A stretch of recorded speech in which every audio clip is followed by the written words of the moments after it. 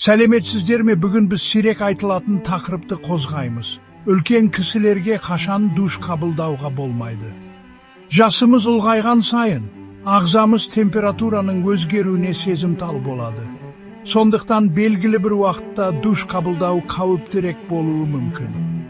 Таңертең, ерте және түнде кеш душ қабылдау әсіресе қиындық тудыруы мүмкін. Неге дейсіз ғой?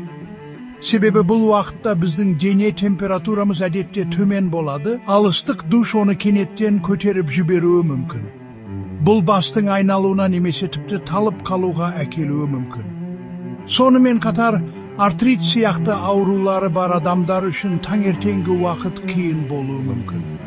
Түнгі демалыстан кейін буындар жиі қатып қалады, ал душта тік тұру ыңғайсыз болуы мүмкін. Ендеше не істеу керек? Түске жақын немесе түстен кейін душ қабылдауға тырысыңыз. Бұл кезде денеңіз ояу болып, температураның өзгеруіне оңайырақ төзеді. Сондай-ақ душқа кірер алдында жуынатын бөлменің жылы екеніне көз жеткізіңіз. Душ қабылдағанда қауіпсіз болу үшін сырғанбайтын төсеніштер мен тұтқаларды пайдаланыңыз. Есіңізде болсын, сіздің қауіпсіздігіңіз бірінші орында. Бірнеше кішкентай өзгеріс күнделікті жайлылығыңыз бен денсаулығыңызға үлкен әсер етуі мүмкін. Бізбен бірге болғандарыңызға рахмет. Егер бұл кеңес пайдалы болса, достарыңызбен және отбасыңызбен бөлісуді ұмытпаңыз. Аман болыңыздар, денсаулықтарыңызды күтіңіздер.